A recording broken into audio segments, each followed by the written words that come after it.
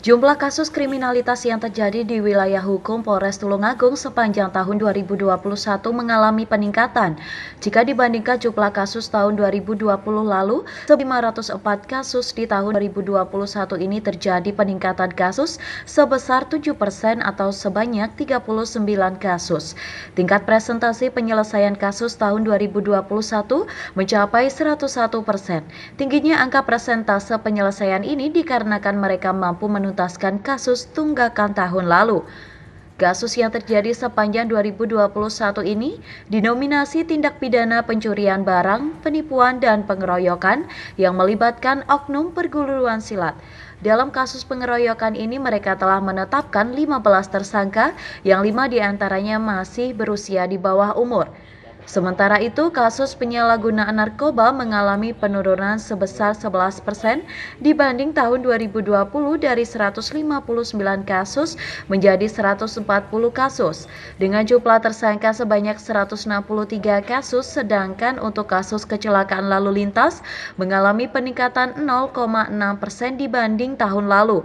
Korban jiwa dalam kecelakaan lalu lintas tahun 2021 mencapai 105 jiwa.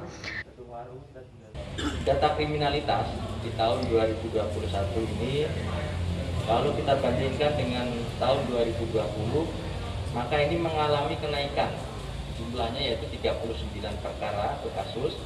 Kalau kita persentase naiknya kurang lebih 7%. Kemudian jumlah tersangka selama tahun 2021 jumlahnya yaitu sebanyak 140 orang. Ini terdiri dari 136 orang ini berjenis kelamin laki-laki, kemudian ada 4 orang berjenis kelamin perempuan. Kemudian ada beberapa kejadian yang menonjol yang terjadi di wilayah Kabupaten Tulungagung. Yang pertama terkait dengan penemuan jenazah, yang kemudian setelah kita dalami ternyata itu adalah terkait dengan kasus pembunuhan, dan ini sudah kita proses dan tersangkanya sudah kita tindak lanjuti. Kemudian seperti saya sampaikan beberapa waktu yang lalu ada beberapa perkara pengeroyokan atau 170 KUHP yang melibatkan dari oknum-oknum dari perguruan silat. Ada 4 TKP yang saya sudah rilis juga kepada rekan-rekan. Kemudian ada 2 TKP juga yang sudah kita ungkap, dan kemarin ada kejadian satu lagi, dan mudah-mudahan dalam waktu dekat juga kita bisa ungkap. Di tahun 2022 ini diharapkan situasi tetap terjaga kondusif. Masyarakat juga diminta tetap menerapkan protokol kesehatan ketat karena pandemi COVID-19 belum selesai.